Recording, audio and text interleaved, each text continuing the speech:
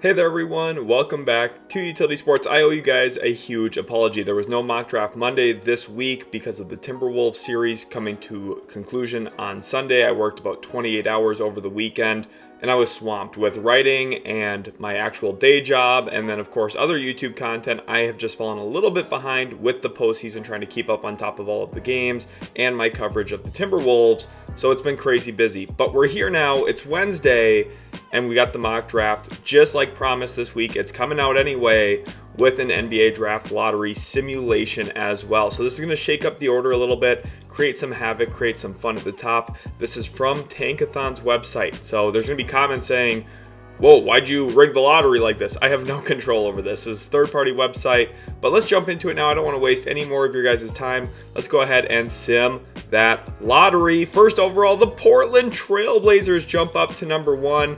The Raptors jump up to pick number 2. That obviously has some big impact as well for the future. The Houston Rockets jump up into the top 3 from that Brooklyn Nets pick, and then the San Antonio Spurs actually move up one spot as well. I can already see the comments. Pistons fans griping about the fact that they have fallen down to the 5th overall pick once again.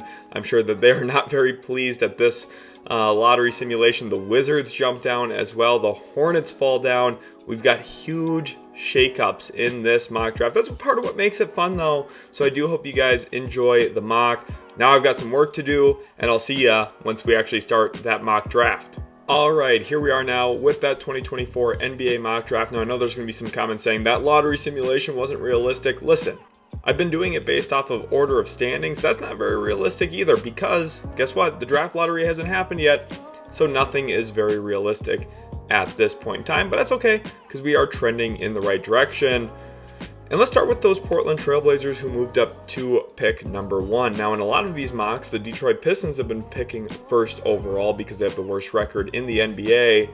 But in this mock, we have a team that I think correlates best with the player that I think is going to go first overall in this year's draft currently, and that is center/forward Alex Sarr from the Perth Wildcats. And he has a lot of tremendous stuff on tape that really impresses me with the way that he is able to defend, specifically his hip fluidity. He's got very functional athleticism, standing at about 7'1".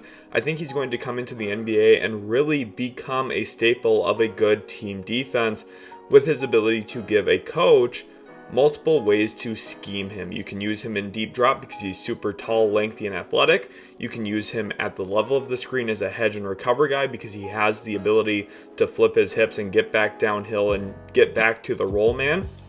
You can also full switch with him a bit. Now, I'm not suggesting that you're going to do that for 82 games of a season all the time, but in the fourth quarter, if you want to try and throw a different look at a team, that's where Sarr's length and his positional flexibility on the perimeter defensively really comes in handy. And that's the difference between him and most other big men in this draft, is he's got a little bit of that positional flexibility to play the 4 because on the offensive end, he can shoot it a bit. Now, his three-point shot hasn't been very prolific, but his mid-range jump shot has been very reliable for him. He seems like he has good touch. From all the games I've watched on him, he likes getting to that mid-range jump shot, and then the hope is that in the NBA, you're able to have him expand that range to the three-point line, make him an intriguing inside-out offensive player with the ability to knock down perimeter shots while also being a big body around the rim, finishing at the rack, something he does fairly well already.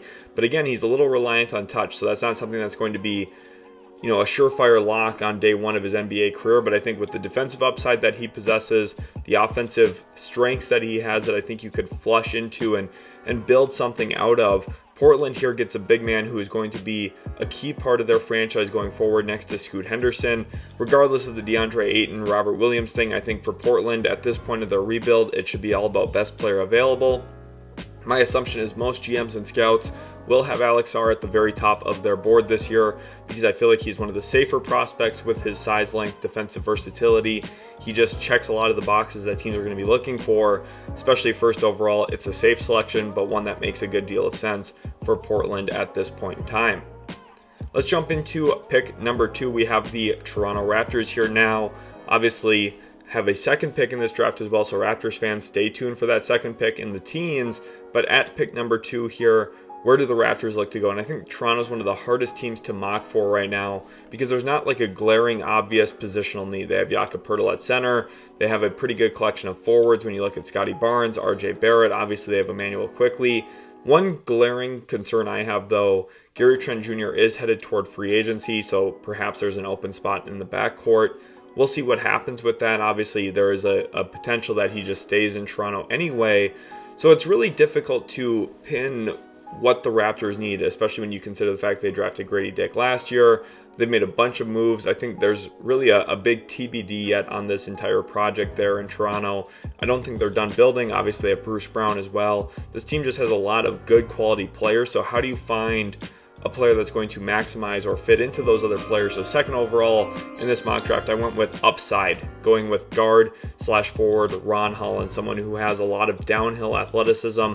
Now, this is a tricky pick for me because I think Toronto really needs a lot more perimeter shooting. Holland has flashed some shooting at times, but really the name of the game for him is getting to the rim, initiating contact, drawing fouls. He has a very good free throw rate, and also just someone who is going to put rim pressure on a defense with his athleticism. And defensively, he's a playmaker. He's able to get in the passing lanes, has pretty quick and active hands. So there's a lot to like from a physical, finishing, defensive standpoint with the upside that Holland possesses. The jump shot's questionable at this point. What's that going to turn into? If you're a Raptors fan, you're already thinking, wow, we could really use a lot more spacing. Does Holland really make the most sense? And this is kind of the tricky part of going up to pick number 2 if you're Toronto. You want to get a star out of this pick. You want to get someone who is going to be a 20-point per game scorer. Ron Holland has that kind of upside. If you look at what he did in the G League this past year, extremely productive, at times extremely efficient as well, not consistently throughout the season, but at times he had some marvelous games for the Ignite program, which is obviously now closed at this point in time. But for Toronto specifically, getting Ron Holland here I just think makes a ton of sense. From an upside standpoint. Now, from a roster construction standpoint, it's not necessarily the cleanest fit. It's not necessarily the most obvious decision here. But I think Toronto, with where they're at in the rebuild, they might not have another pick this high in the draft for a while. So capitalizing on it here, drafting a player who has extreme upside and a lot of physical traits that you can fall in love with as a talent evaluator. I think Ron Holland made a ton of sense here, second overall for Toronto. We now move on to the Houston Rockets. This pick, of course, comes from the Brooklyn Nets in the James Harden sweepstakes trade. And, well, here we are now. The Rockets, this is like best case scenario for them. They move up into the top 3. And the player that I have mocked them here, I have mocked them in the past. And it's a tricky situation with him. Some people are extremely low on him. Some people are much higher on him than I am myself. And it really comes down to his streakiness as a shooter. Third overall, I have the Houston Rockets selecting forward Zaccharie Risacher out of France, playing for JL Borg in the LNB Pro A. He's been a good quality contributor, but his shooting splits have really dictated his production over the course of the season. At the beginning of the year, was shooting the ball extremely well and was super productive as a scorer as a result. Then the last couple of months, well, he had some really bad games and some bad shooting nights, and as a result, his production as a scorer dropped significantly. And in that time period, we had people saying first overall pick, and we had people saying, is this guy even worth a top 10 pick? Because of some of those concerns about his shooting consistency. Now, this is the thing here. Look at a player like Kevin Huerter for the Sacramento Kings. Last season, shot the ball extremely great, was a big part of why the Kings were such a good story last year and why they ended up securing the 3 seed. This year, he shot the ball a bit worse and had a significantly less impactful season for them. So you might be saying, well, is that what we really want to spend the third overall pick on here with Risacher? He's a little bit of a different prospect from Huerter, though. He's bigger than Huerter. He's obviously a much better defender than Kevin Huerter. He's a better athlete than Kevin Huerter. And there's still some of that shooting upside. Now, the lazy comparison for him, I've seen it all over the place, is Michael Porter Jr. He's not as good as Michael Porter Jr. I don't think people fully understand the difficulty of shots that Michael Porter Jr. takes. He does not care if there's a hand in his face or 2 hands in his face. He's going to shoot the basketball, and he still makes it at an extremely high clip. Michael Porter Jr. is a far superior shooter than Zaccharie Risacher at this point in time. But a lot of the traits are there from a physical standpoint. The play type is similar, but Risacher is not going to be nearly as good as Michael Porter Jr. in the NBA if you had to ask me right now. But I think defensively there's upside that he could grow into a quality defender. And I think for Houston specifically, it's a team that needs more shooting, adding extra length and size is never a bad thing. The combination of Risacher and Jabari Smith is definitely interesting. They also have Tari Eason. This Rockets team, again, probably not a team that needs to bet on potential because they already have a ton of upside in Alperen Şengün, Jalen Green, Amen Thompson, Cam Whitmore, just to name a few. Getting a player here who is probably a safer pick, someone who has size and shooting touch around their core nucleus, is going to be a good decision. This is also a prime trade spot. No trades in this mock draft, of course, but this would be a great opportunity for Houston to trade this pick out to future years and kind of open up some more trade flexibility down the road, or to ultimately trade this pick back maybe a few spots and pick up extra draft capital as well, or perhaps even target a veteran player using this draft pick as a form of currency to get there in a trade. Let's jump to pick number 4 now. We're staying in Texas with the San Antonio Spurs. And the Spurs, man, each and every mock is one of my favorite teams to talk about. They only have one pick now in this first round because the Raptors moved up in this lottery. But the difficulty behind this for San Antonio, this is one of the most important drafts of their life and of the organization's duration, because you have a generational player in Victor Wembanyama. You're not going to be a lottery team for very long. So you have to hit on this pick. You have to get a player that you think is going to really complement Victor Wembanyama for a long time. And I've really harped on the guard spot for San Antonio. I've looked at guys like Rob Dillingham, Reed Sheppard in the past. I've also talked about Nikola Topic. I think that those three players are all beneficial additions into San Antonio.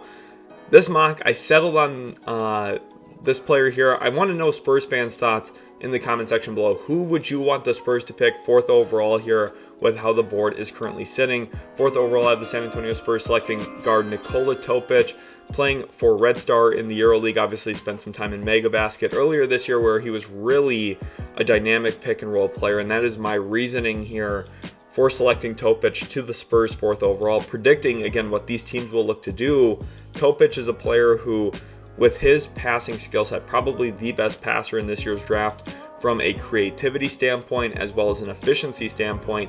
He just is, I think, a level ahead of everybody else when it comes to making reads off the move, off of a live dribble, and he has the ability to use his eyes to manipulate a defense. And with Victor Wembanyama's scoring gravity, someone who, when he rolls into the middle of the floor, he's going to draw a crowd. And because of that, you need to have a bigger guard, someone like Topic who stands at about 6'6". He's going to be able to deliver beautiful passes over the top of the defense as the defense collapses in on Wembanyama. I think Topic is going to be able to weaponize the other Spurs on the floor a little bit more efficiently than even Rob Dillingham, who I really like, and definitely more so than Reed Sheppard. I also considered guard Stephon Castle here because defensively he could be a perfect pairing with Victor Wembanyama. So there's a bunch of players I like here for San Antonio. 4th overall, though, I settled on Nikola Topic. I think he's the best maximizer of surrounding talent at this point in the draft. And I think the key thing for San Antonio is not only how do you get Victor the ball in spots to score and succeed efficiently, but it's also about how do you make the other players on the floor threats. And having this pick and roll point guard here in Topic, I think is going to open up definite avenues for their offense to improve drastically over the next couple of seasons there in San Antonio. Moving on to pick 5, this is where we have those Detroit Pistons. Pistons fans, I'm sorry. Hopefully you guys are really excited for the NFL because the Lions are great. I'm sorry, Pistons fans, I'm sorry. No shade here. The Pistons, I think they have a lot of good things going for them, and this is one thing that gets overlooked. Cade Cunningham played like a star this year. Cade Cunningham is extremely good, and I also think we saw enough flashes from Jaden Ivey to really believe in his potential, and I think if the coaching improves, the quality of the decision-making throughout a game from the coaching staff improves, they're going to be able to find ways to maximize both Ivey and Cunningham simultaneously. That's something that just did not happen at all this year. Ivey, a lot of his best games came when Cade was out. Cade's best games came when he had the ball and Ivey didn't. There has to be ways to maximize both of those guys together with Ivey's speed, Cunningham's playmaking ability. Those two guys should be a glorious fit on a basketball court, just like we've seen with players like Chris Paul and James Harden in the past, like we've seen with Kyrie Irving, Luka Doncic. There are ways to make these players thrive together, and I think Detroit, once they unlock that, they're going to take a massive step forward. But 5th overall, they have a great opportunity here as well to drastically improve their roster, and I'm going to stick at the forward spot. You know, there's some discussion on whether or not Jalen Duren is the center of the future, this, that, and the other thing. I'm betting on the fact that I believe Duren is. So 5th overall, I have the Detroit Pistons selecting Cody Williams, forward out of Colorado. And I know, listen, people are going to harp on some of the concerns. They're going to say, oh, his shooting volume isn't there. Guess what? When he shot the ball, he shot it really well. I honestly think we're over-evaluating Cody Williams. We're looking at, oh, well, he didn't do this, he didn't do that, he didn't do this thing. Anytime in the past that I have done those things, for example, I overanalyzed Trae Young, I looked past his skill set, I looked past his talent, and I nitpicked things that he wasn't doing very well. Guess what? Trae Young's a really good NBA player. I think people right now are nitpicking Cody Williams. When he shot the ball, he shot it extremely well. When he drove the ball, he drove it extremely well. When he passed the ball, he passed it extremely well. Now, at times, yes, he did fade in and out of games, and I think looking at a true freshman, you're probably hoping to see, if for a top 5 pick, a little bit more stability and consistency in what his role looked like at Colorado. Now, a lot of his success came out of transition and playing off the catch, but I think for Detroit specifically, what are you hoping for Cody Williams? Are you hoping for him to be a primary ball handler, or are you hoping for him to play off the catch a lot? And I think the answer is the latter. You want him to be able to play off the catch next to Cade Cunningham, next to Jaden Ivey. He shot extremely well when he was open. I think this is a home run pick for the Detroit Pistons. I really do. I think Cody Williams right now is a player that is getting massively overlooked because of a few concerns. For the most part, I think he's an awesome player. I think he's a good defender, and I think this is going to be a great pickup here for the Detroit Pistons, 5th overall. Pick number 6, we have the Washington Wizards here now. And this selection is an important one for them, especially. Last year they drafted Bilal Coulibaly in the top 10. Now this is really the chance for them to take a big step forward in the direction of the rebuild. Now, falling down in the lottery in this mock draft was definitely tough for them, but the beautiful thing about this draft class, you're still getting a quality player 6th overall. And in this mock, I have the Washington Wizards selecting guard Rob Dillingham. This is a big upside swing for a player who I have a lot of faith in and a lot of belief in that he's going to be a stellar player at the NBA level because he was extremely efficient on an incredibly difficult shot diet for the Kentucky Wildcats this past season, coming off the bench, which is basically a Calipari classic. They're playing a lot of his best players off the bench, which is just unbelievable. But Dillingham was just incredible this past season for Kentucky, really lit college basketball on fire at certain points in time. And I think his efficiency is really what stood out to me from his shot diet. The way that he shoots off the move, shoots deep three-pointers, shoots off of a live dribble. Those things are all impressive to me, that he's able to, first of all, take shots that you're like, oh my gosh, no, and then it goes and you're like, oh, thank God. But also the fact that he did so efficiently throughout the entire course of the season. There's a good argument to be had that he was Kentucky's best freshman on the roster. I think there's not really going to be much pushback on that.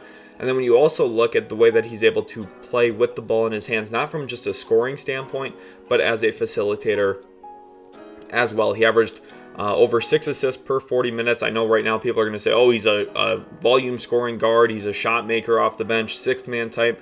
I don't really agree with that because he's a really good quality pick and roll player. Now, I hyped up Nikola Topic earlier, and I do think Topic is the better pick-and-roll facilitator just because he has better natural size. I think his adjustment to the NBA might be a little bit easier as a passer. But Dillingham has been very good as a pick-and-roll player for a long time. It was great when he was playing in Overtime Elite against the Thompson Twins. He was a very good pick-and-roll ball handler. Was a great one in Kentucky as well, and I think he's going to be a very good one in the NBA as well. So the Wizards, who have 2 first-round picks in this mock draft, they spend the first one here on a guard who could become their lead facilitator, their lead ball handler, their lead guard of the future. This is a big upside swing and one that I think is going to pay off big time for the Washington Wizards long term. Pick number 7, we're in Charlotte now, talking about the Hornets here at this spot. Obviously tough for them to move down all the way to 7 in this mock draft as well. But there's a player in here that I think makes a good deal of sense as kind of a gap filler alongside LaMelo Ball and Brandon Miller. And that player, I think it's about getting some more natural positional size there in Charlotte, some mental toughness and fortitude, someone who is all about winning, has won at pretty much every single level he's played at for a long time, besides this past year because of the circumstances, because of the way that the program was set up. But pick number 7, the Charlotte Hornets here select forward Matas Buzelis from G League Ignite. Now, I know the Ignite program did not find much team success, but when they did find team success, it's because Matas Buzelis was on the floor. I think a lot of what he does translates to winning. And I think in the NBA, specifically around Brandon Miller and LaMelo Ball, you're getting another talented forward, someone who has good positional size. He's hybrid where he's able to play the small forward or power forward position. It gives you more positional flexibility going forward. If you want to play LaMelo at the point guard, Brandon Miller at the 2, and Matas at the 3, you could definitely do that. But I think you can also build in a different way where you look at LaMelo as your long-term point guard, obviously Miller as your small forward, Buzelis as your power forward. Then it gives you positional flexibility on how you want to draft in the future, what trades you want to make in the future. And I think it opens up a bunch of different avenues for Charlotte to continue building their team while also just getting a talented player in the mix here with Buzelis. At about 6'10", he's capable of handling the basketball. Now, I'm not suggesting that he's some type of point forward or that he's going to run 20 pick and rolls a game. Not saying that. But what I am saying is he can push the ball in transition. He can beat a guy off the dribble. You can run him as a ball handler in a pick and roll. Again, not 20 times a game. That's not going to be good for your offense. But 5-10 times a game, definitely a possibility as he matures and grows as a pro player. And I think with his size, competitiveness, and defensive capabilities, you're looking at a player that I think is going to be able to impact winning in Charlotte, a team that hasn't won a playoff series in 20 years. Everything that they do needs to be centered around winning. It's not about who puts up stats, who puts up numbers. It's about what players help them get closer to that end goal of finally winning a playoff series again. And I think Matas Buzelis was at or near the top of my list here for players at this spot in time where they're going to be able to help you win games as a basketball team. Pick number 8, we have the Memphis Grizzlies here. This is a great opportunity for them. I did not overthink it here in this mock draft. In the past, I've kind of been back and forth. Do they need a wing? Do they need a big man? The answer just flat out is they need a big man. After trading Steven Adams, we saw what Jaren Jackson Jr. looked like at center for an entire season. The Grizzlies' defense was not good. The Grizzlies in general were not good. Their defensive rebounding was way down. Their offensive rebounding was way down. 8th overall, they're going to select Donovan Clingan here out of UConn. And I think this is one of the most pro-ready prospects in the entire draft. Not only is he a sophomore coming out of college, but he played in a very pro-styled scheme at Connecticut with his role as kind of the delay 5. And for those of you who do not know, delay action is just basically a lot of your 5-out looks where your center's at the top of the key as the trailer in transition offense, and then the ball reverses through him. Donovan Clingan did a lot of that at UConn, was used as a hub of their offense a bit, worked into dribble handoffs, worked onto back cut passing, and just ball reversals in general. So I think his transition to the NBA is going to be a bit easier than it will be for other big men with the way that Clingan was used at Connecticut. Part of the reason why UConn won 2 national championships consecutively, their offense was miles ahead of other college teams' offenses because Hurley is a mastermind of a coach and has a pro-styled offense. And I think Clingan is going to come into the league ready to help out a team like Memphis in a big way. First of all, he's a really great on-ball screener. He's got a huge frame. He's going to open up a lot of avenues for Ja Morant and Desmond Bane to get off shots. For Ja Morant, it's going to be in the on-ball pick-and-roll situations. For Desmond Bane, it's going to be an off-ball screen roll for Donovan Clingan, just like he used to do when Jordan Hawkins was his teammate a year ago. Clingan is a home run get here for an organization, I think especially Memphis, who needs more of that size, rim deterrence, rim protection. His ability to anchor a defense in drop coverage, I think, is going to be very substantial here. And the Grizzlies get a great pickup here, 8th overall in this mock draft.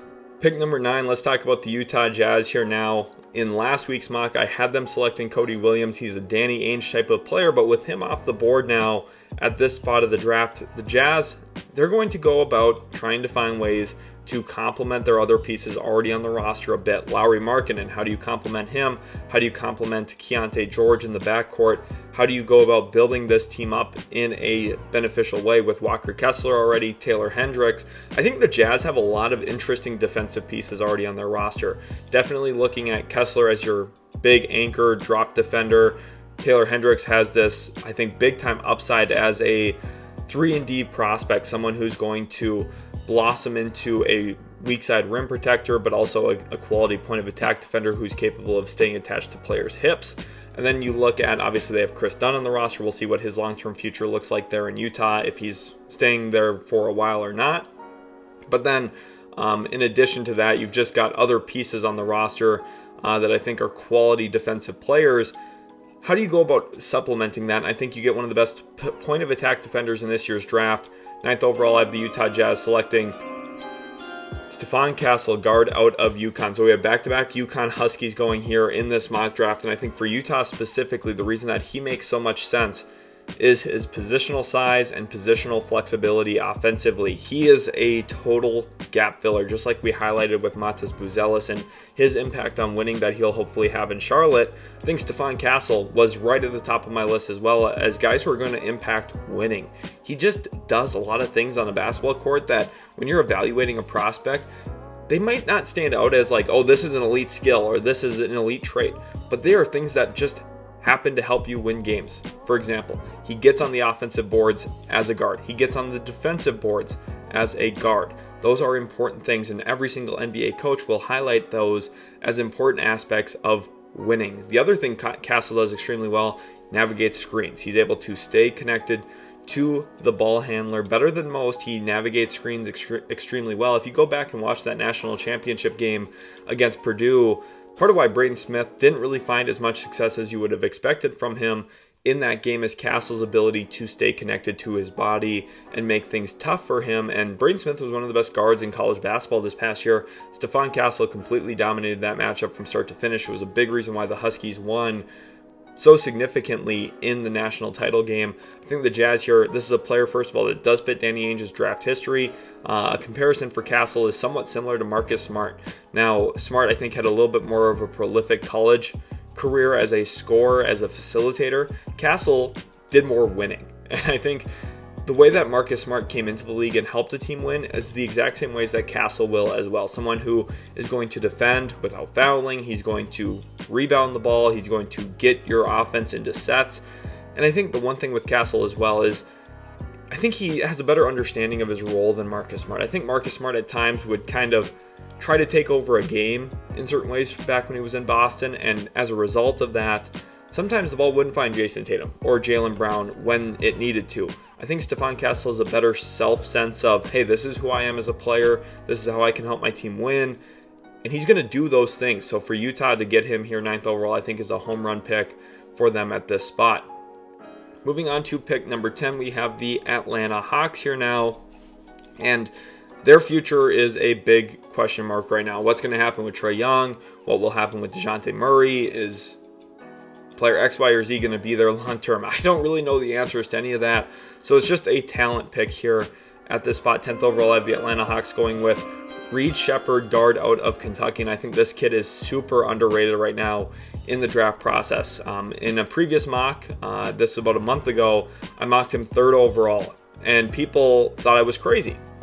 I don't think that's crazy at all, to be honest with you. Now, I have a mock 10th here with the Atlanta Hawks, just the way that this draft fell a little bit with some teams valuing certain things. There's a lot of flexibility in these mock drafts, as you guys have seen. Players who go 1st, 2nd, 3rd overall might fall all the way to 7th, 8th, or 9th. This isn't your typical draft. There's a lot of parity in the top 10. So Reed Sheppard going 10th overall, definitely a possibility, just like I believe it is that he could possibly go 3rd overall if a team falls in love with him. And the reason? He shoots the ball extremely well, he can handle the basketball, and he can pass. And you guys know I've been saying it for a long time. I said it last year, all year with Brandon Podziemski. People thought I was crazy last year with where I had Podziemski in some of my big boards and some of my mock drafts. Players who can dribble, pass, and shoot tend to be good NBA players. Reed Sheppard, tell me which one of those things he can't do. He does them all very, very well. He's going to be a high-quality player in the NBA because he can dribble, he can pass, and he can shoot. The way I look at him, yes, he's a smaller version of this player, but I think he's a better Austin Reeves. Austin Reeves has been an awesome player for the Lakers the last couple of seasons. He's had some moments where he takes over games. He's a high-volume pick-and-roll player. Reed Sheppard, to me, even though he's smaller, he's more dangerous coming off of screens, both on and off the ball as a shooter. and he's also someone who I think fits better next to a star player, next to a LeBron James type player, because Sheppard has a bit more shooting gravity and scoring gravity from behind the three-point line. So for me here, for Atlanta, who's looking to kind of maybe reset their franchise a little bit, getting a player like Sheppard who has a ton of versatility playing on or off the basketball, fitting around other star players, other key players going forward for Atlanta, this is the safest pick, and it's the best possible pick for them to make here, 10th overall. Pick 11, we got the Chicago Bulls here now. And the Bulls are in an interesting spot. They've got a bunch of guards, Kobe White specifically, but also Alex Caruso, I would assume new. They've got a lot of interesting players that I think are essential pieces of their franchise going forward, but there are some big questions as well. Will DeMar DeRozan be in Chicago long term? Will Zach LaVine be in Chicago long term? And then Nikola Vucevic, well, is he ever going to play high quality basketball again? Because it was a real down year for him, struggled in a ton of ways, especially his efficiency as a shooter this past year. The Bulls are in kind of a tough spot. So 11th overall, I have them going with a player who offers some size, and I think could be a nice long-term piece for them as they look to kind of reconfigure their roster, especially around Kobe White moving forward. 11th overall, I have them selecting forward/center Kyle Filipowski from Duke. Filipowski, for me, why do I think he has the chops to be a quality NBA player? He's got a diverse scoring profile. He scores off cuts, he scores off rolls, he scores off putbacks, he scores on the three-point line, and he scores in isolation. He did a lot of things for the Duke offense over the past 2 seasons. He was a hub of their offense, would create a lot of looks for them as a ball handler, as well as a screen and roll guy, a screen and pop guy. And because of that, I think Chicago here, if you're looking for versatility, as you're kind of entering an era of unknown with LaVine, with DeRozan, with Vucevic, first of all, you need more size. I think that's very clear watching the Bulls this year. They just needed more size. Outside of Vucevic and Vucevic and Drummond, they just seemed pretty small. So getting a player here who is a 7-footer or near 7-footer in Filipowski is going to be beneficial for them from just a roster construction standpoint, and having a little bit more size to battle with some other bigs around the league, but also his skill set as an offensive player, ability to play in a bunch of different styles and work in a bunch of different styles, I think will also be pivotal for him. His role getting scaled down from what it was at Duke, I think will also help his efficiency a bit, as he'll probably just be a better player there in Chicago long term. As he'll probably just become a good player there in Chicago long term. Pick number 12, the Oklahoma City Thunder here. This pick comes from the Houston Rockets, and at this spot it is essential for OKC to continue adding to their collection of positive trade assets. It just seems like every single year Sam Presti does a great job finding a player who fits what Mark Daigneault wants to do, finding a player who's going to be valued around the league. You think back to his last few drafts, it just seems like he hits every single year in the lottery, so a lot of props to him. And 12th overall, he's got an opportunity to add to that here with forward/guard Dalton Knecht out of Tennessee. Now, this is a little atypical for what OKC has looked to do in recent drafts. They are a big-time playmaking team. They like to draft playmakers, guys who can take people off the dribble. Knecht does some of that for sure. He has had moments this year where he looks like a player who can be a connective passer and fit within an offensive structure. But for Tennessee, he was a high-volume scorer, a lead scorer for the Volunteers. And that's where role scalability is also going to be pivotal. For him coming into the NBA, he's not going to be asked to score 20 points a game like he was for Tennessee.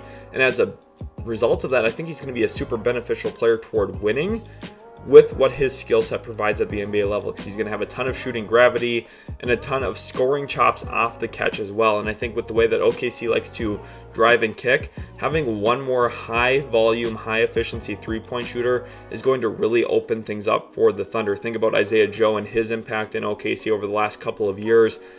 Now let's kind of upgrade that into Dalton Knecht, a player who I think is just a super good shooter. And then with that as well, kind of where some of the areas Isaiah Joe has really developed over the last couple of years, playing off the catch and being able to attack closeouts, Dalton Knecht's already very, very good at those things as well.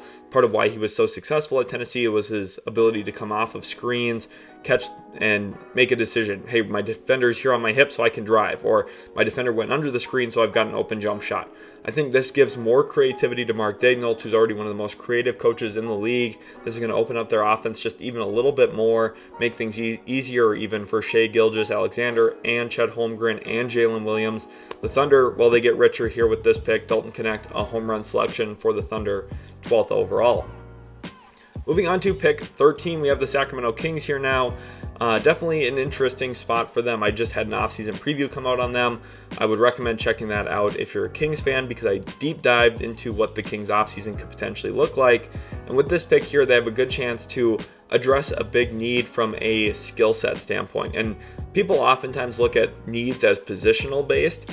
Needs are never position based. They're always skill set based. And one thing the Kings do not have enough of right now is rim protection and rim deterrence defensively, including a ton of front court athleticism, especially with JaVale McGee and Alex Len both headed toward unrestricted free agency. The Kings need a backup center, and they're getting one here with Kel'el Ware, 13th overall. Coming out of Indiana, he had a massive glow up this season from his freshman year at Oregon, because Mike Woodson put the ball in his hands a ton, utilized him a ton as a post-up player, utilized him a ton as a pick and roll man. And I think those traits are all going to translate pretty well to the NBA. He's extremely tall, standing about 7 foot, 7'1". He's got good positional size to be an NBA center. But the thing that really pops with him is his athleticism. He jumps very, very well. And I think with Sacramento, most of their team right now is pretty oriented on the ground. You know, Keegan Murray's not the most athletic guy in the world. De'Aaron Fox is extremely quick and fast, but it's not like he's throwing down 5-6 dunks a game. Domantas Sabonis obviously wins with toughness, strength, using his body, leveraging positioning, and obviously his skill set. Kel'el Ware just kind of brings a different level of pop to their front court and to their overall roster construction from an athletic standpoint. So I think getting him here in Sacramento, 13th overall, is a big time upgrade for their backup center spot. This gives them some real rim protection and rim deterrence defensively, while also giving them a lob threat. I think at times you could maybe see Sabonis and Ware share the floor, but I don't really think that's the best for them and their offense long term. I think the best case is Ware, who has some questions about his endurance and stamina. He gives you 15 to 20 minutes a game off the bench as the backup to Domantas Sabonis. Then that way, when Sabonis is off the floor, your defense might even get better because of Ware's presence and his ability to block shots. I think he could have a similar impact in Sacramento to what Derek Lively has done for the Dallas Mavericks in his first season in the NBA. Pick number 14, we have the Portland Trailblazers here. This pick comes from the Golden State Warriors through the Boston Celtics. This was part of the Drew Holiday trade.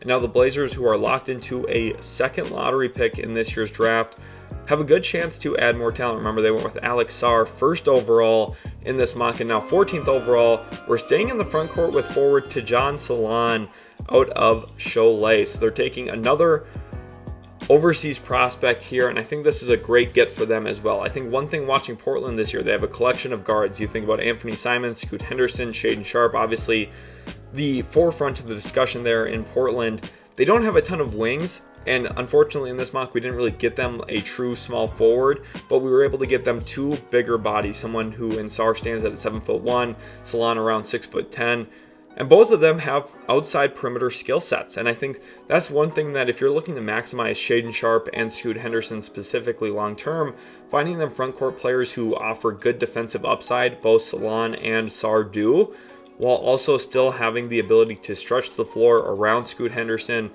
give him passing outlets out on the perimeter on drive and kick opportunities. I think this is going to be a dream scenario for Portland to really upgrade their roster, add 2 quality big men into the mix. They're going to be a lot better. Not having to play Duop Reef 20 minutes a game, not having to play Ibu Baji at all. This team is going to be significantly better just by adding in some young talent in the lottery in this year's draft. Sarr and Salaun, both big-time upgrades for Portland moving forward.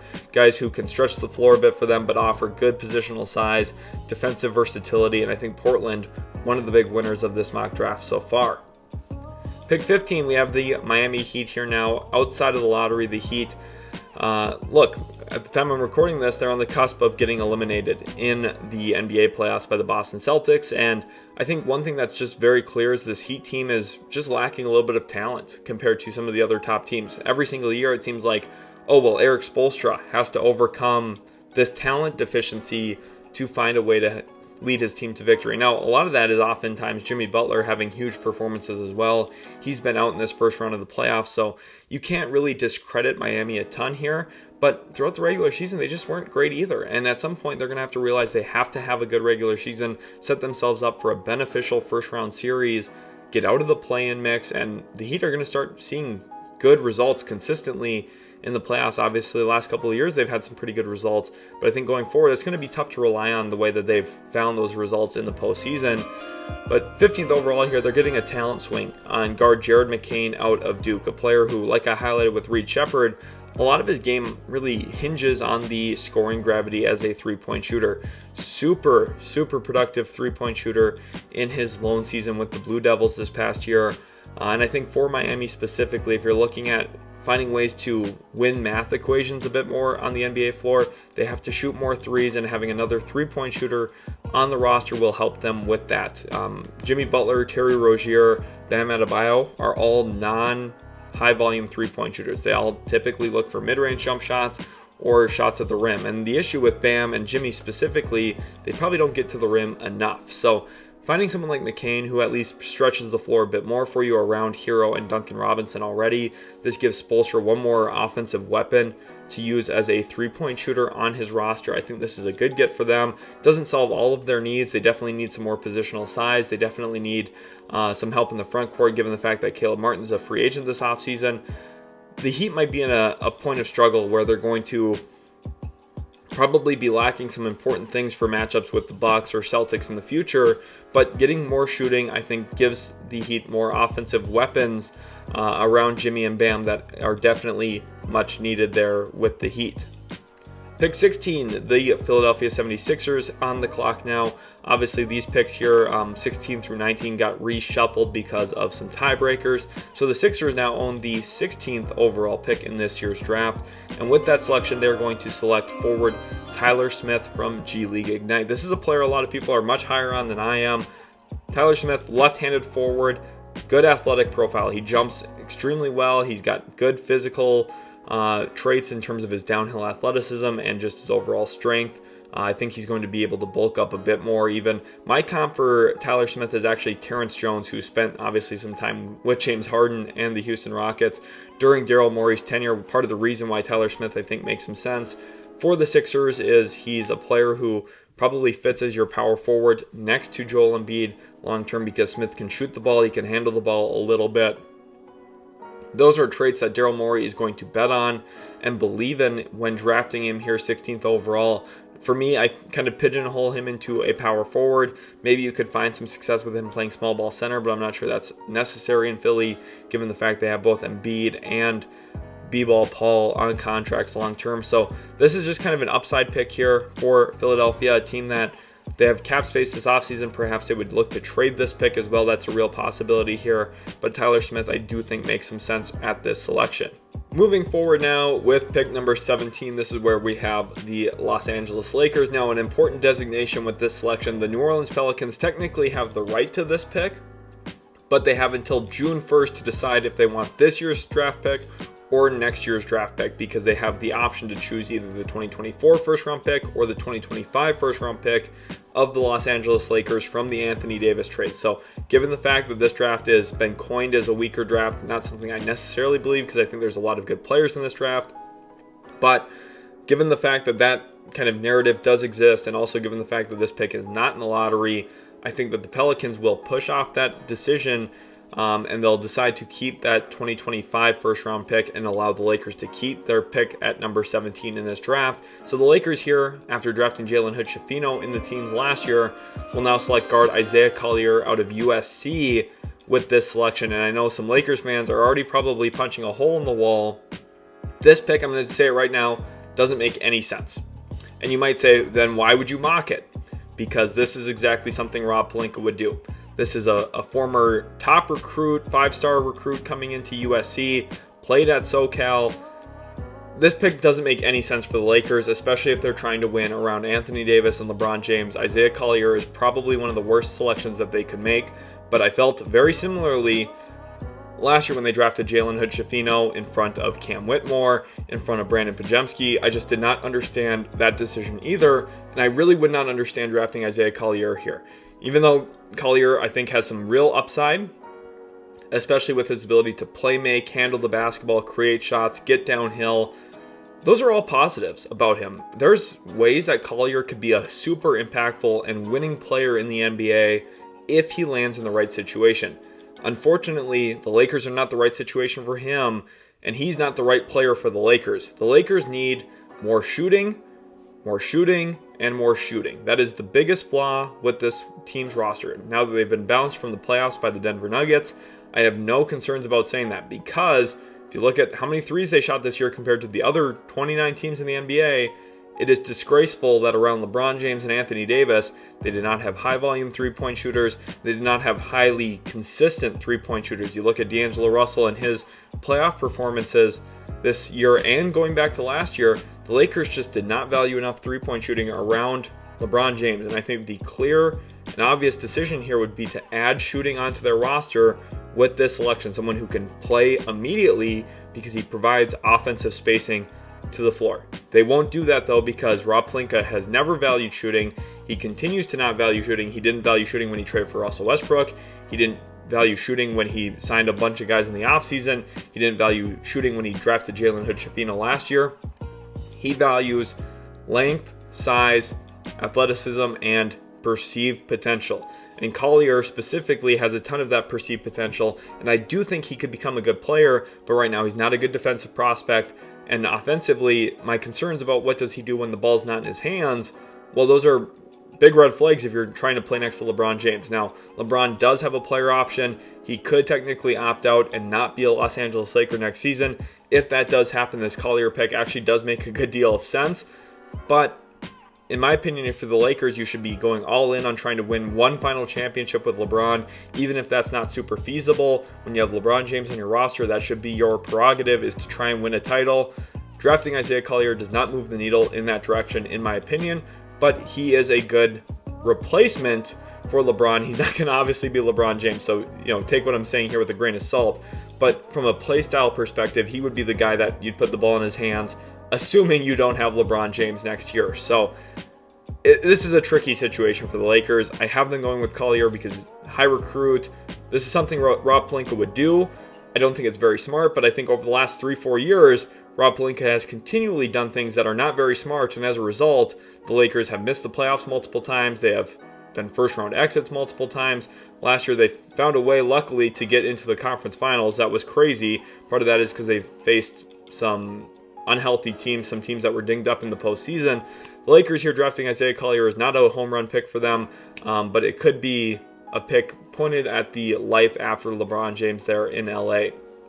Pick number 18, the Orlando Magic are here, and I think their postseason series has really proven the necessity of a scoring guard. Not necessarily a high volume scorer, but guards that are capable of scoring. The Magic have really struggled at times in their playoff series with the Cavs because there's just not a ton of scoring gravity from their guard spot. Now, luckily for them, Franz Wagner, Paolo Banchero, two great wings in the NBA, have really, I think, uplifted that team. Both of them had fantastic performances in Game 3 and Game 4 respectively, but the Magic here 18th overall have a chance to add to their backcourt, add someone with some scoring prowess and still fitting their defensive kind of team identity that they've built, and that is Devin Carter here out of Providence. Devin Carter is an impressive prospect for me because he does a lot of stuff off the dribble. Extremely creative prospect with his ability to score the basketball.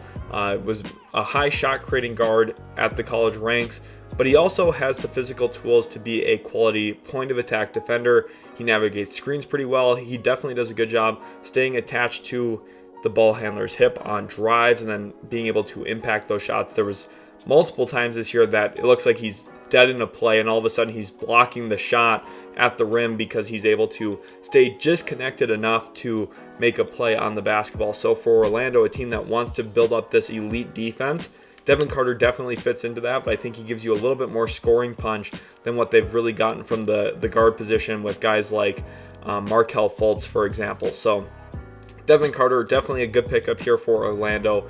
18th overall, one that I think makes a good deal of sense. His two-way tape really does suggest a good NBA player in my eyes, and one that I think fits Orlando's team construction as they're currently constituted. Pick number 19, we're back to the Toronto Raptors, who had the second overall pick in this draft and went with guard Ron Holland earlier. Now at pick 19, it's about talent, best player available. Who can the Raptors add at this spot? I have them going with another wing, Jacoby Walter, another guard/forward type, standing about 6'5", 6'6", shoots the ball extremely well. That's really his calling card. And coming into Toronto, remember earlier I referenced that they need more shooting, and that's something Ron Holland doesn't necessarily give them in a vacuum. Jacoby Walter does. So I think even with the Raptors, again, people are going to say, oh, you have us drafting two of similar positional type players, right? Two wings, two guard/forward type players. It doesn't really matter what position they're listed at. It doesn't matter if they're a 2 or a 3 or a 4. It doesn't really matter. What they need is more shooting. They need more skill from behind the arc to stretch out the floor for Scotty Barnes, for RJ Barrett, now for Ron Holland. And I think Jacoby Walter was the best option for them here at this spot. Now, obviously, it would be great if Toronto could find some stretch 5, if they could find some other player that I think opens up the court in different ways. There is a stretch 5 that we're going to talk about here in a few picks, but I just didn't see Toronto going that direction given the fact that they had just traded for Jakob Poeltl last season. It would feel premature to me. So I went with Jacoby Walter here, a player who some people view as a lottery talent. I'm a little bit lower on him myself, but I think pick 19 here, pretty good value for the Raptors, a player who, again, when he's shooting the ball extremely well, he's a highly productive player. Now, I think for Toronto, the role that he's going to find himself in is not a 15-point per game scorer. He's going to just be a floor spacer, a floor stretcher, and that's still, again, very useful for an overall team context, especially the way that Darko wants this team to play, stretching the floor out and opening up opportunities for driving kicks and team basketball. I think Jacoby Walter is a really good get for this team specifically in that regard. Pick number 20, we have the Cleveland Cavaliers here. A couple of years ago, they drafted a Kansas wing named Ochai Agbaji. Actually never played a game for the franchise, got traded to the Utah Jazz in the Donovan Mitchell deal, and then now has found himself actually in Toronto, funny enough. But the Cavs are going back to the Jayhawks here for this selection. 20th overall, I have the Cleveland Cavaliers selecting forward Johnny Furphy from Kansas, and this is a perfect analytics type of addition. The Cavs want more shooting. They've already addressed it in some ways, getting George Niang and Max Strus, but this is a great pickup here for them because Furphy is not just a good shooter, he's got solid positional size, he's a quality athlete, and as a result of that, he's also a very good play finisher at the rim. So not only does he shoot the ball well, but he's capable of attacking closeouts, getting to the rack, and finishing. And I think when you look at the way that NBA basketball is played specifically from an analytics standpoint, the players that shoot mid-range jump shots are your stars. The Kawhi Leonards, the Luka Doncic's, the Kyrie Irvings, the Jason Tatums. The best players in the world are the ones who shoot the mid-range jump shots. Kevin Durant, Anthony Edwards as examples as well, Shai Gilgeous-Alexander. Johnny Furphy doesn't do that. But the beautiful thing is, in the NBA, teams aren't going to want him to do that. They're going to want him to shoot threes and finish at the rim. And Johnny Furphy is very, very good in both of those areas, which is why 20th overall, this might be a steal for Cleveland because he's got positional size. Now defensively, he does have some room to grow yet in terms of his overall ability to get stops at the point of attack. But I do think Cleveland, given their overall team construction behind him with Jarrett Allen, Evan Mobley, they have enough defensive rim protection to probably protect Furphy in some ways, while also still being able to maximize his offensive skill set. We've seen how impactful Sam Merrill has been this year for Cleveland. Let's get just more shooting on the floor for the Cavaliers and really stretch teams out around Mobley and Allen, assuming that the Cavs keep those two together this offseason. Pick 21, the Milwaukee Bucks here now. And every time I watch Milwaukee, my biggest takeaway is this team is not a good team because they have zero defense. They have no screen navigation at all. Thank God they got Patrick Beverley at the trade deadline. That was one of the big upgrades for them. And to be honest, they just don't have ways to upgrade a ton. This is a prime trade spot, by the way, for the Bucks.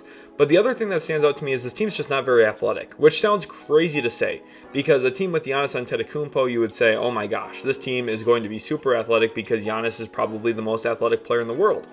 And he probably is. He might be. The issue, though, is around that they don't have other athleticism.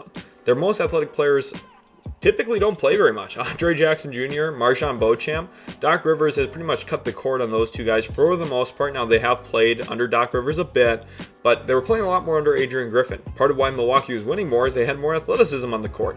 The Bucks need more athleticism. John Horst here needs to find more athleticism in the draft. 21st overall, I have the Milwaukee Bucks selecting forward Justin Edwards out of Kentucky. And when I say athleticism, this guy's got it. He jumps very, very well. Seems like I've said that a couple of times in this mock draft. Typically, I don't try and harp on verticality and athletic ability, but it's a super important thing here, especially for Milwaukee. I think Justin Edwards, his physical traits are huge. And honestly, when I was doing like a deep dive into some of his analytics and how he shot the ball this year, I was pleasantly surprised. That didn't necessarily match what I felt like I was seeing on film. And then when going back and rewatching film, I was like, well, actually, maybe I was a little bit misguided, because early in the season especially, he was struggling as a three-point shooter. Kind of found his rhythm as a spot-up player down the stretch of the season, though, and it kind of helped me reevaluate Justin Edwards. I think he's going to go much higher than most people are expecting right now. I know some people are still looking at Justin Edwards as a second-round prospect. I think that's a little crazy. He's a good, positionally sized wing who has shooting touch and athletic pop. He's a player who I think Milwaukee here gets 21st overall, helping them bridge to the future a bit, going into next year with Beauchamp, Jackson Jr., and Justin Edwards. You have this trio of young athletic wings that I think could become the next real staple of Bucks basketball around Damian Lillard and Giannis Antetokounmpo. The more size, the better there in Milwaukee. The more athleticism, the better. And I think the Bucks, over time, they're going to continue implementing more and more similarly styled wings to complement both Dame and Giannis there with the Bucks. Pick 22, we have the Phoenix Suns. Get your brooms out. For those of you who have been watching the channel for a long time, you'll know that I thought the Suns were not very good. As soon as they made the trade for Bradley Beal, all of my pessimism got put into video format about how I thought the Suns were not going to be a very good team, and how they didn't have a point guard, and how they couldn't defend anybody. And, well, looks like I was right. They got swept by the Minnesota Timberwolves. The team was way deeper than them, defended way better than them. I was talking with a lot of people around me before this series about what I thought was going to happen, and I said, I think the Timberwolves will sweep them. And some of the people thought I was crazy because they said, the Suns have Kevin Durant and Devin Booker, right? Oh, trust me, I was aware. The issue, though, is the Suns were significantly worse defensively, even though they had a pretty decent team defensive rating over the year. The way I told everyone around me was, the Wolves have 5 point-of-attack defenders better than the Phoenix Suns' best point-of-attack defender. And that really, I think, played itself out in their season series. So the Suns need defense, but I also think they badly need a point guard. And we'll see if they go that direction. That's really one of the big questions for them going into this offseason. Will the Suns get a point guard and take the ball out of Beal, Booker, and Durant's hands a bit? In this mock, that's what I'm going with here. Guard AJ Mitchell, 22nd overall. This is a point guard. This is someone who can run your offense. He can create looks for himself, but he's also adept at creating looks for others. He's not a super high volume facilitator, but I don't think the Suns would want a point guard who does that anyway. He has to have some scoring chops. AJ Mitchell does.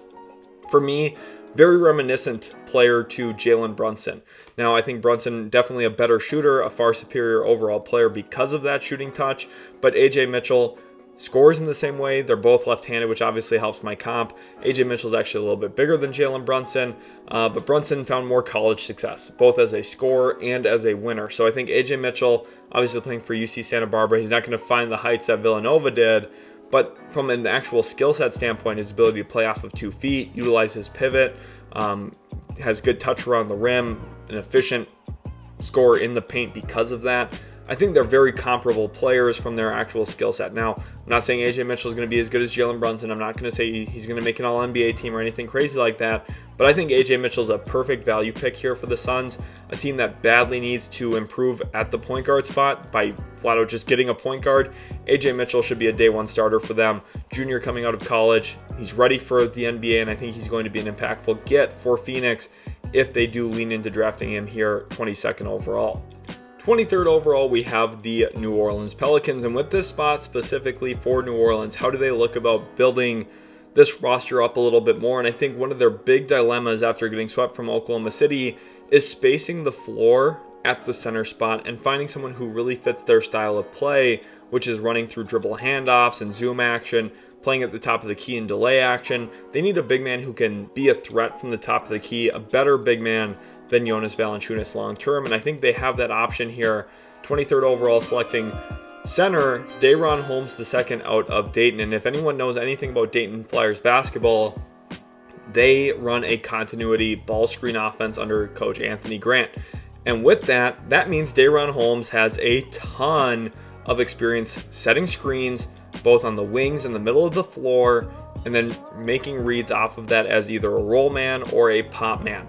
Over the last couple of years, Holmes has really developed as a pick and popper, someone who can step out behind the three-point line, knock down perimeter shots. He shot the ball extremely well this past year for Dayton and has really shown tremendous growth over the last couple of years in his college career. So a lot of credit to him goes in that regard, but also when it comes to his ability as a roll man, he's got good touch. He's got a very good right baby hook. He has some of the same strengths that Jonas Valanciunas has as a finisher around the rim. Now, Valanciunas is just naturally a bigger body, a bigger player, but I think Holmes, more athletic, I think gets above the rim a little bit easier, but also has some of that same offensive skill set that has been so desirable for New Orleans out of Valanciunas over the last couple of years.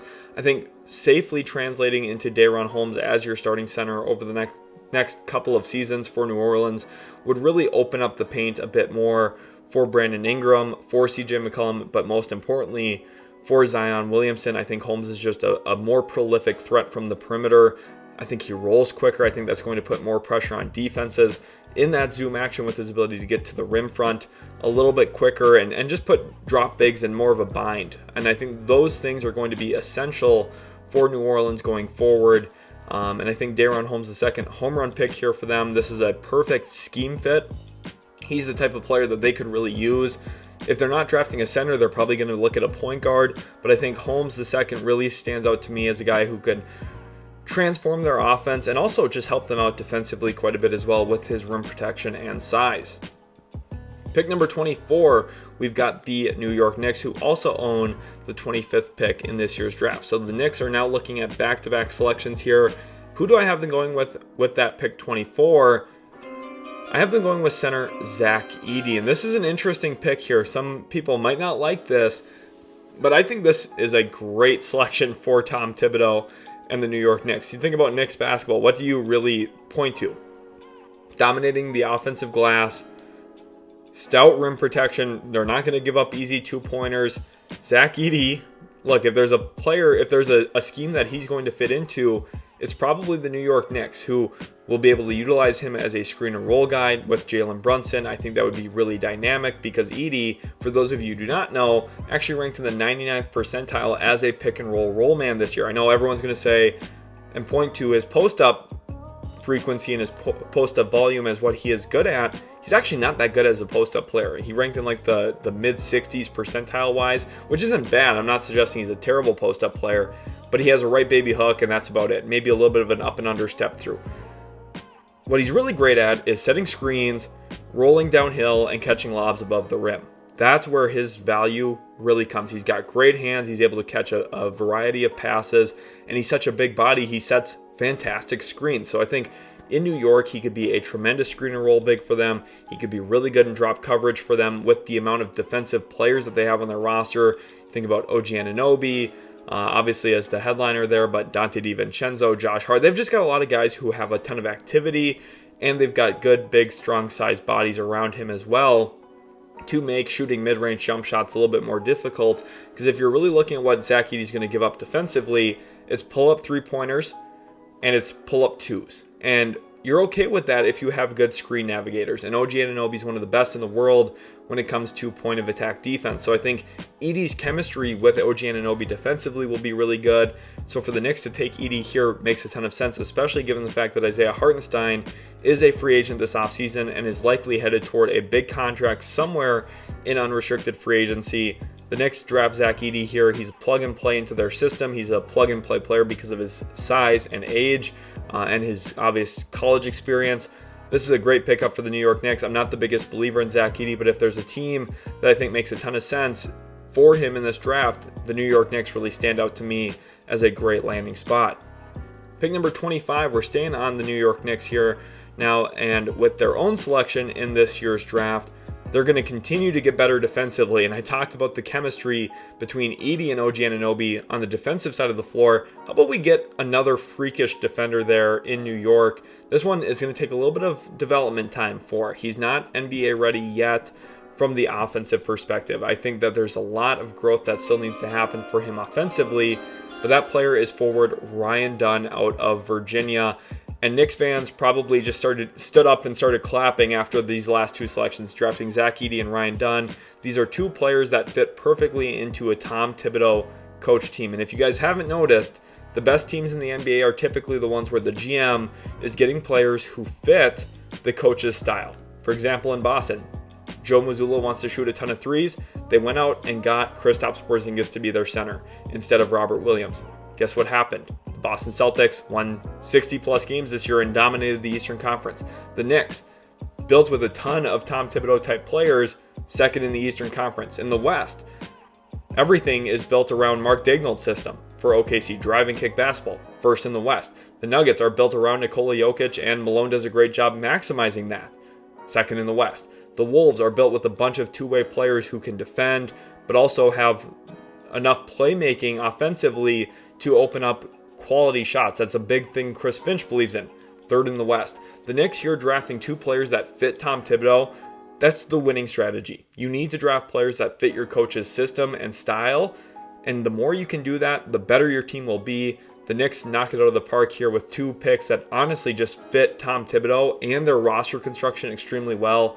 Ryan Dunn specifically, an elite defender, one of the best defenders I've ever evaluated, because not only does he rack up defensive playmaking stats like blocks and steals, but he does those things without sacrificing his positioning. He does a great job at keeping the ball in front of him. He's a KBIF guy, keep ball in front. That is the most important thing when you're evaluating any defensive prospect who is a point of attack defender. How well does he keep his chest in front of the ball handler? Ryan Dunn does it better than anyone else in this draft class. He's also a fantastic play finisher at the rim. He's a fantastic transition scorer right now. And I think those things will translate to the NBA. The big question is, how many shots can he hit from behind the arc? Because there is a chance that he just flat out does not get guarded his first 2-3 years in the league. So how do you go about making that work offensively? That's where the development has to come. He doesn't have to turn into a 40% three-point shooter to be a great player. He has to become a 33-34% three-point shooter to be a quality player. Look at Derrick Jones Jr. in Dallas right now. Not a very consistent shooter, but his athleticism still has been a key part of Dallas having a quality season. Ryan Dunn is just as athletic as Derrick Jones Jr. in some ways. I think a little bit more functional athleticism defensively, and he's a better finisher at the rim actually than Derrick Jones Jr. So Ryan Dunn, for me, I think could be a really significantly upgraded version of DJJ there in Dallas because of his ability to defend without fouling, make plays on the defensive end of the floor, finish at the rim, and then if that shooting just upticks a little bit, he becomes a real threat and a really great player in the NBA. Pick number 26, we have the Washington Wizards now. This pick comes from the Los Angeles Clippers. Remember earlier we had them go with Rob Dillingham. So the Wizards, who after trading Daniel Gafford just badly need center minutes. They need guys who can play center. They need someone with athleticism and rim protection prowess. So 26 overall, I have the Wizards selecting center Yves Missi here from Baylor. And I actually really like this get for them because of his athletic traits. This guy, listen, he's very, very raw. He has not really a great understanding of his positioning right now defensively and some of the expectations that he's supposed to make up for on the defensive end of the floor. Like, where is he supposed to be and why is he supposed to be there so he can limit certain shots? The scary thing, though, is sometimes he still finds the right answer, even without being in those spots, is because he's an elite athlete. He jumps out of the gym. He's got great anticipation as a shot blocker. Those things are all going to translate into quality basketball at the NBA level as a drop coverage big. And with his athleticism, maybe you can play him at the level of the screen. Maybe you can blitz with him. There are some unique things you could definitely do For me right now, I don't think he projects to be a true anchor for a defense, but he projects to be a shot blocker and someone who can at least be an intimidator around the rim. So for that reason, I think this could definitely be a good get for the Washington Wizards, who after going with a point guard earlier in the draft, come back now at 26 and draft a center who I think this is pretty good value. Getting him in the mid to late 20s is definitely a good draft slot for him, based on where I think he could go anywhere from 15 to 25-ish. Getting him at 26, I think, is a pretty good selection as well in this year's draft. Pick 27, the Minnesota Timberwolves now, after the first sweep in franchise history in the postseason, the Wolves are now at a spot where they have a chance to add a little bit more talent and add to their collection of pieces that are already making them a very, very good team right now.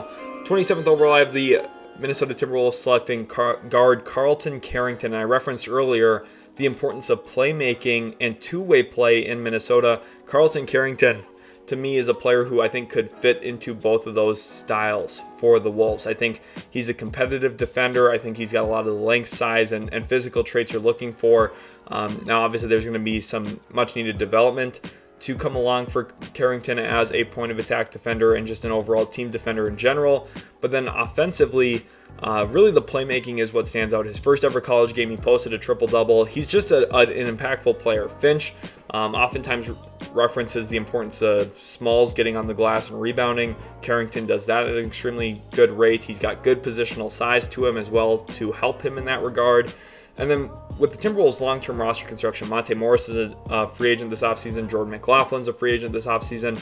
Not even that either of those two guys are super essential pieces for Minnesota, but they're also slated to lose Kyle Anderson. So getting some more positional playmaking and size could definitely be beneficial for the Wolves long-term. Carrington projects to be a player valuable in those roles. And one thing Minnesota is not very great at right now is shooting mid-range jump shots. They actually shoot some of the fewest in the league. Anthony Edwards shoots a heavy majority of those team jump shots himself. So I think the Wolves, Carrington, who projects to be a pretty good mid-range shooter, and I think the big question for him is, can he stretch his range to the three-point line? Carrington, I think overall just his ability to shoot the basketball in the mid-range area gives the Wolves a little bit of a different look to their shot diet, makes them a little bit more dynamic offensively, something they still could use a little bit more of. And then the hope is that Carrington, if he ever reaches his full potential, it's because he stretches his range to the three-point line, becomes a 3-level scorer instead of just a 2-level scorer, and then you're really cooking with gas here because his upside is super immense if he's able to figure out that three-point range. Given everything else he's capable of doing as a rebounder, playmaker, and then if that scoring upticks a bit, oh my goodness, watch out for Minnesota. Pick 28, the Denver Nuggets here now. And the Nuggets over the last couple of drafts have really targeted experience and players who are ready to make an impact at the NBA level. So 28th overall, I have the Denver Nuggets playing into that, kind of approach as well here. I have them selecting forward Kevin McCullough Jr. out of Kansas. Senior prospect, played some time at Texas Tech. Obviously, he was Jayhawk as well. 20-point per game scorer at the college rank this past year. Does a lot of things really well. He shoots the ball pretty well, attacks closeouts well. For Denver specifically, things you're looking to surround Nikola Jokic with: decent positional size, guys who are all about winning. I think Kevin McCullough Jr. definitely is. We saw the difference in Kansas this year when they had him versus when they didn't have him. Just not nearly as good of a team. I think his impact is definitely huge for them. And for the Nuggets, I think it's just about trying to replenish your depth. Obviously, drafting Julian Strawther last year, I think he'll turn into a solid NBA player a couple of years into his career. We've already seen the impacts of Peyton Watson, Christian Brown. Just about getting more quality players who can fill your wing spots. Because we already know the bookends, Nikola Jokic, Jamal Murray, those are the franchise centerpieces, with Michael Porter Jr. being that third guy who gives them such elite dynamism as a three-point shooter and someone who can just shoot contested threes at any given moment. The Nuggets have their spacing figured out. They have their play style figured out. They have their star players. They need players who can be complementary pieces that also factor in as scoring threats and guys who aren't afraid of the moment. Christian Brown's obviously shown that. Peyton Watson's had some insane moments this year for the Nuggets. I think Kevin McCullough Jr. could be another player who factors into that a bit. Now, for me, he has a little bit of that Wendell Moore to him, where I don't know what his elite traits are. He's just a well-rounded basketball player, so does that get him on an NBA floor? Is he well-rounded enough to be a high-quality NBA player? That's yet to be seen, but I think this is a pick that does make sense for the way Denver's been operating. This is what Calvin Booth will likely look at, so I think this could be a good pickup here, 28th overall for the Nuggets in this mock draft. Pick number 29, we're back to the Utah Jazz, who went with Stephon Castle earlier in this mock draft. Now at 29, this pick comes from the Thunder. This is through the Kelly Olynyk trade that they made at the deadline. The Jazz now have a spot here to upgrade their roster a little bit more and just take another step forward in their overall team construction. So 29th overall, I have them going with forward Bobby Klintman out of Cairns Taipans, playing in the NBL this year. Very similar to Tidjane Salaun in a lot of ways. Similar positional size. Now the shooting hasn't been as reliable, as consistent for Klintman this past season. But when he was playing at Wake Forest, there was a lot of upside as him being a short roll passer, playmaker, someone who could just fill a variety of gaps for a team with his size. Some rim protection, not a ton of it, but some. And then also his ability to move on the perimeter a bit, shoot the ball a bit, finish at the rim pretty well. He's just kind of another well-rounded player, but he's got more positional size than someone like McCuller did. And I think with his experience, he's played pro basketball now in the NBL. He's played college basketball.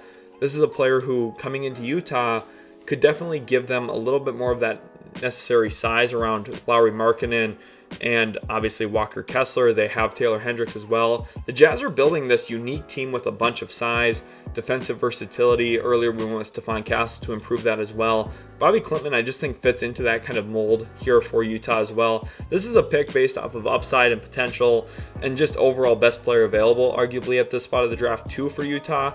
It's hard for them to really... It's hard to mock them because they've drafted so many players. They drafted Bryce Sensabaugh last year as well, Keontae George. They have so many young players already. It's hard to pinpoint exactly who they should or will pick. But Klintman here does make a good deal of sense at 29. Then at pick 30, we have the Boston Celtics here now.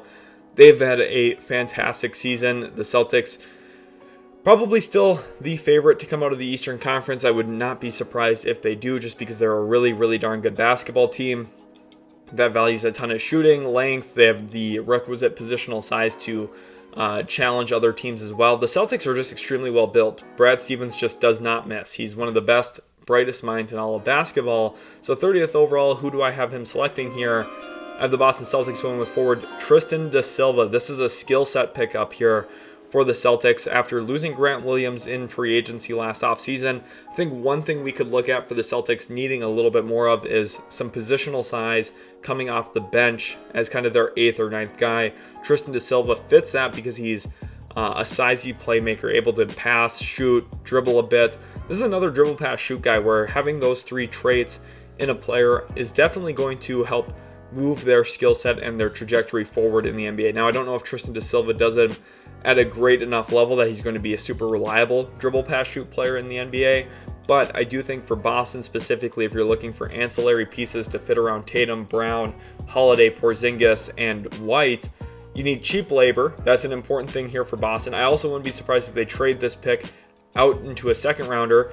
That's going to be its own separate video at some point on the Boston Celtics. They're very, very smart. I know exactly what they're trying to do, which probably trade this pick to a second round pick, to be honest with you. But Tristan da Silva here does make a good deal of sense from a skill set standpoint, with his ability to fit around other players, play make a little bit. You can have the ball in his hands. He can function without the ball. Those things are all important here for Boston in continuing to build up their roster around their superstar talent. The more cheap contracts and positive players the Celtics can add into their roster, the better. Tristan da Silva, I think, would be a really good get for them, 30th overall. Thank you all so much for watching. I really do hope you enjoyed this video. If you did, make sure to leave a thumbs up. Subscribe to the channel for more content as well. A lot of work goes into these mock drafts, so I really do hope you enjoyed. And we'll catch you in the very next Utility Sports video.